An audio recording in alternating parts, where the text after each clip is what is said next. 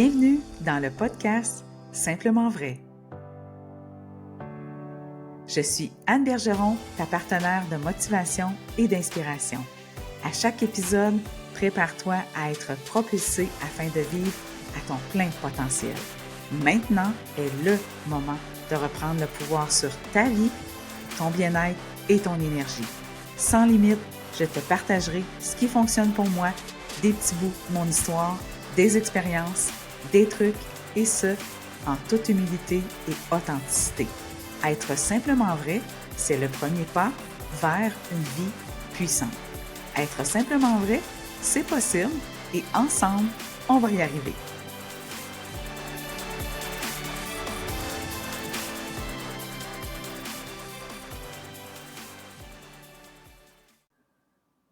Aujourd'hui, je veux te parler de la magie de la planification.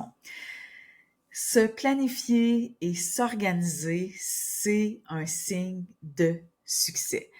Aujourd'hui, je veux t'inspirer ça. Je veux t'inspirer à t'organiser le plus possible, que tu sois une personne organisée ou non. Je vais te donner des trucs et je vais te montrer comment c'est magique. Si tu me suis en vidéo, tu vois que j'ai un nouveau décor. Je suis dans ma cuisine, décor automne-hiver probablement parce qu'il fait noir plus tôt. Alors, je n'ai pas la chance d'avoir la lumière du jour. C'est pas top comme image, mais c'est la vraie vie. Tu vois de la vaisselle, tu vois des souliers. Ça sera ça. Mon inspiration pour le podcast d'aujourd'hui, c'est mon agenda. Mon agenda s'appelle le Parfait Agenda. Et pourquoi ça m'a inspiré? Parce que la semaine dernière, je l'ai terminé au complet. C'est la première fois que je complète un agenda tous les jours, toutes les semaines, tous les mois pendant un an.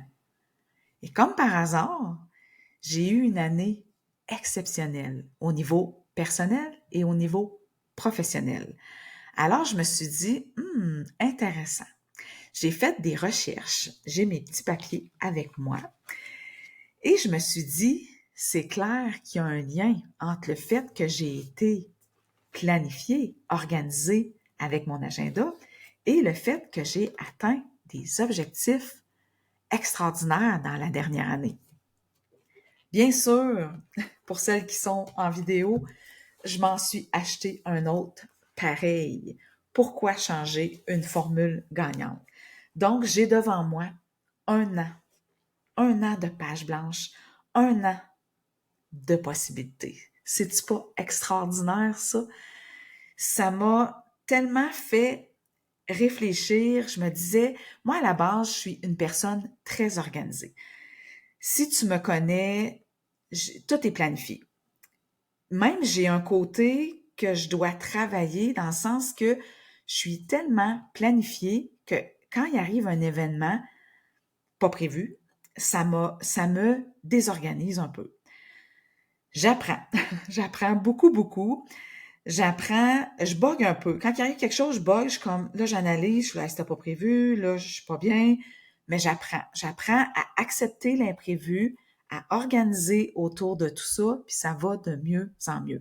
Donc, on peut être planifié, mais il faut aussi être flexible et s'adapter. Planifier, c'est visualiser ce qu'on veut faire, ce qu'on veut obtenir, le définir et le préparer. De là, l'importance d'un agenda. Moi, je suis beaucoup agenda papier. J'ai aussi dans mon cellulaire mes rendez-vous. Je suis encore très attachée aux livres papier, mais peu importe de quelle manière tu l'écris, que tu le planifies, l'important, c'est de le visualiser pour pouvoir te libérer le mental.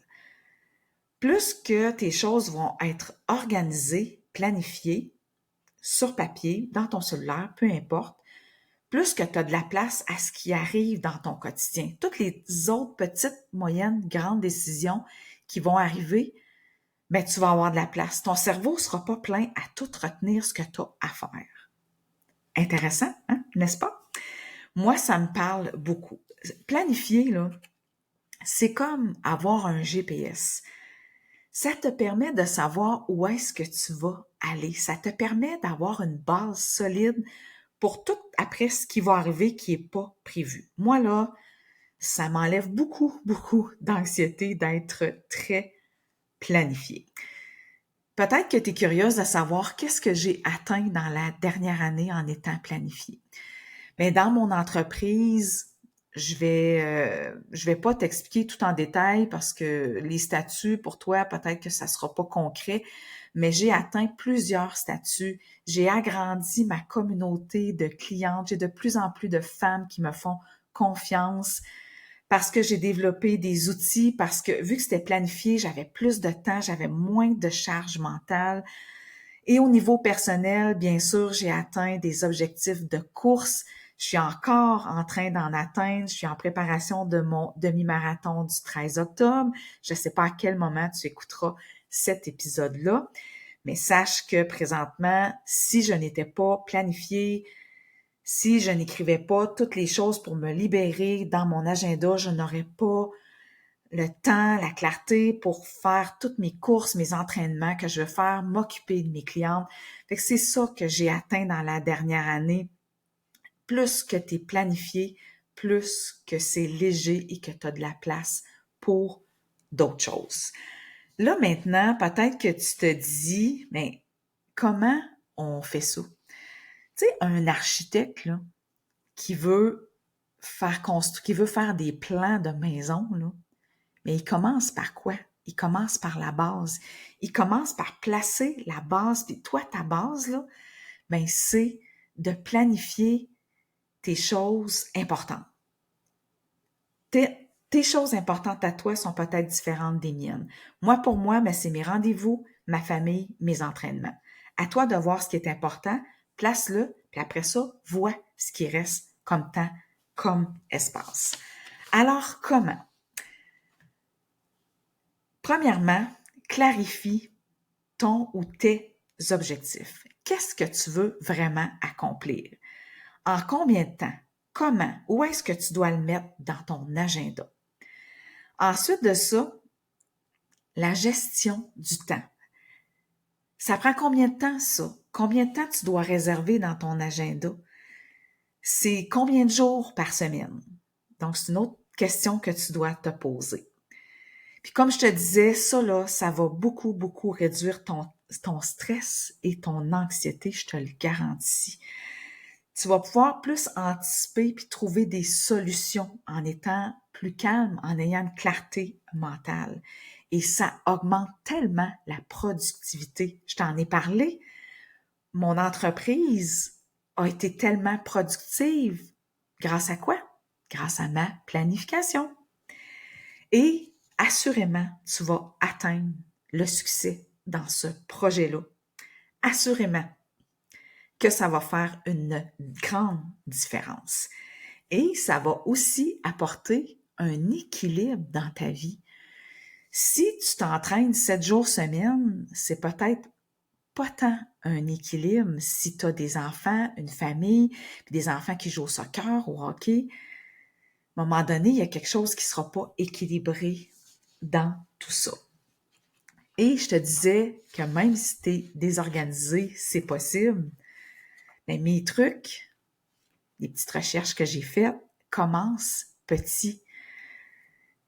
Si tu n'es pas habitué de faire un agenda, de planifier, commence par des petites choses. Même affaire quand tu commences à t'entraîner. Commence pas 7 jours semaine. Commence par 1, 2 journées par semaine. C'est la même affaire si tu veux planifier quelque chose. Utilise des outils. Agenda, téléphone, papier, calendrier sur ton frigo, peu importe. Utilise quelque chose qui te parle, qui te rejoint. Établis tes priorités. Très, très, très important. Qu'est-ce qui est important pour toi et ta famille? Sois flexible. Moi, je te l'ai dit, je travaille beaucoup, beaucoup, beaucoup là-dessus. Parce que si on est trop rigide, mais c'est pas mieux. Il faut planifier, mais aussi s'adapter, puis évoluer. Peut-être qu'on va corriger. On s'était peut-être dit, mais moi, ça va être ça, ça, ça. Puis après une semaine, 2 semaines, 3 semaines, un mois, on dit, oh my God. Finalement, ce n'est pas possible Donc, on est flexible, on s'ajuste. Et on en fait des habitudes progressivement. Peut-être qu'à chaque semaine, quand tu vas planifier ta semaine, de voir finalement comment ça s'est passé la semaine dernière. Est-ce que ça a été un succès? Est-ce que c'était trop? Est-ce que je pourrais réajuster? Donc ça, c'est mes petits trucs là pour que ce soit possible, que tu sois organisé ou non. Fait que j'espère que tout ça, ça t'inspire à faire de la magie dans la planification. Parce que ça peut avoir l'air rigide, ça peut avoir l'air exigeant, ça peut avoir l'air lourd, mais je te le dis, il y a de la magie derrière la planification. J'ai une petite phrase que j'ai trouvée, que je veux te lire pour terminer. La planification n'est pas un acte de contrôle, mais un acte de liberté. C'est en donnant forme à nos rêves que nous découvrons notre véritable pouvoir. Hein? C'est bon, hein? Je vais la répéter plus rapidement. La planification n'est pas un acte de contrôle, mais un acte de liberté. Je te le dis, là, planifier, ça te donne de la liberté. Ça te donne de la place. C'est complètement fou. Moi, ça l'a littéralement transformé ma dernière année, puis je veux comme juste continuer. C'est en donnant forme à nos rêves que nous découvrons notre véritable pouvoir. C'est comme si tu prenais ta vie en main. Tu reprends le pouvoir de ton quotidien, même de tes minutes, de tes heures dans une journée. On a 24 heures dans une journée. C'est sûr qu'il faut dormir, il faut manger à travers ça, mais t'en as du temps. Je te le dis que t'en as du temps. Plus que tu vas être planifié, là, plus que tu vas découvrir que c'est magique. Alors, j'espère que ça t'inspire et te motive à te planifier le plus possible et écris-moi pour me dire si tu auras trouvé de la magie dans la planification. Si tu as aimé cet épisode, partage en story et parle-en à ton entourage. Laisse-moi un 5 étoiles sur Spotify, un pouce, un commentaire sur YouTube.